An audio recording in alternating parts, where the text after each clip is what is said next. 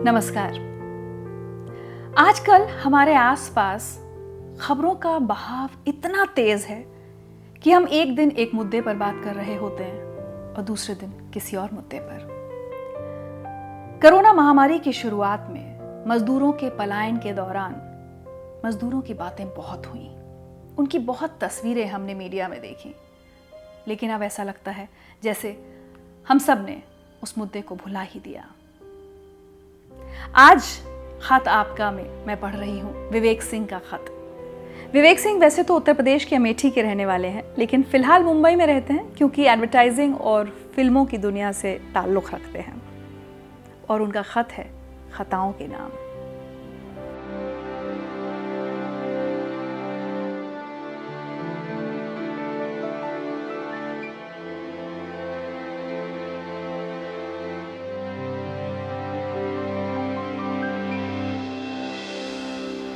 खताओं के नाम एक खत। प्रवासी गरीबों मजदूरों के व्यथा की कथा तरह तरह से कह रहे हैं लोग, जैसे आज अचानक ही उन्हें कोई दर्द उठा और इस संवेदनशील समाज ने तुरंत ही उस दर्द की पीड़ा को महसूस कर लिया। बड़ी संवेदना से सब उनकी बातें कर रहे हैं और बहुत से लोग मदद भी। हाँ, जो मदद कर रहे हैं उनके पास कहने को बातें ज्यादा नहीं हैं। बरसों से इस समाज को, इस देश को देख रहा हूं, कुछ कुछ समझने की कोशिश भी करता हूं और कुछ कुछ समझ भी पाता हूं। मेरी समझ में बस इतना ही आता है कि हमारा समाज, हमारी सरकारें गरीबों और गरीबी से दूर रहना चाहते हैं।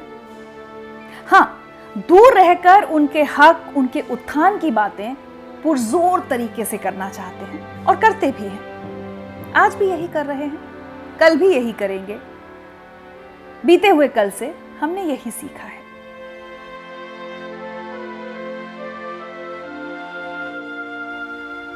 हमेशा महसूस होता है कि हम बाहर से बड़े उदार और भीतर से बड़े संकीर्ण हैं,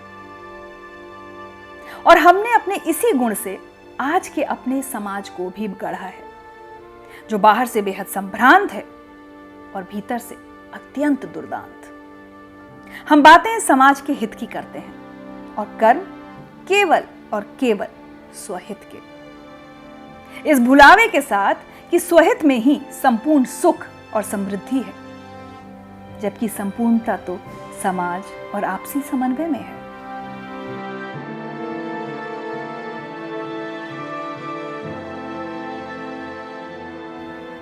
ये समझना इतना कठिन क्यों है, जबकि बात इतनी सरल है कि शक्कर और पानी घुलकर शरबत हो जाते हैं। मैंने जब से होश संभाला है, शक्कर और पानी को कहीं कहीं ही शरबत बनते देखा है।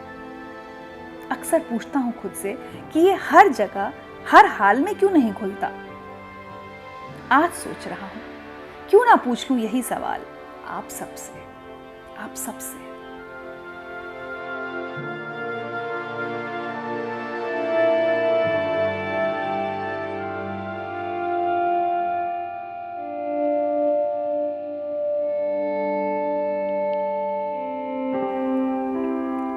एक ईरानी मजदूर कवि साबिर हाका ने अपने एक इंटरव्यू में कहा था, मैं थका हुआ हूं, बेहद थका हुआ।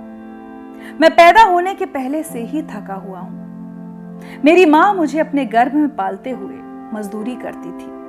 मैं तब से ही एक मजदूर हूं। मैं अपनी मां की थकान महसूस कर सकता हूं। उसकी थकान अब भी मेरे जिस्म में है। मजदूर को मेहनत और थकान व्यथित नहीं करती, उसे व्यथित करती है हमारी असंवेदनशीलता, और हमें क्षणिक तौर पर व्यथित करती है मजदूरों की थकान। हमें कभी व्यथित नहीं करती हमारी असंवेदनशीलता।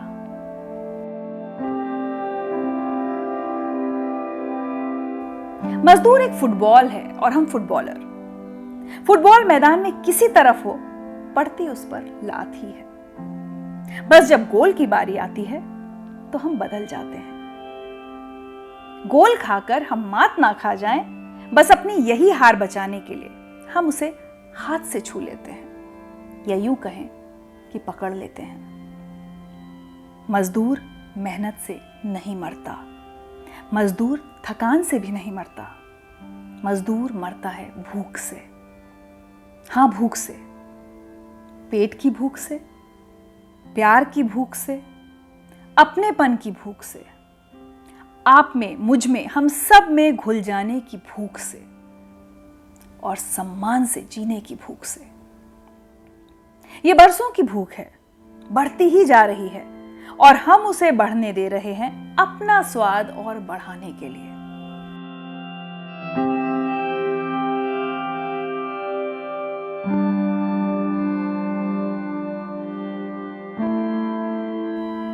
अब क्यों ना हम अपने भीतर की सच्चाई को स्वीकार कर लें, क्योंकि सच्चाई से मुंह मोड़े हम कब तक सच के लिए लड़ते रहेंगे। मेहनत और थकान गरीब का गहना है, उसकी कीमत हमें अब भी समझना बाकी है। खताओं का भागीदार, विवेक सिंह।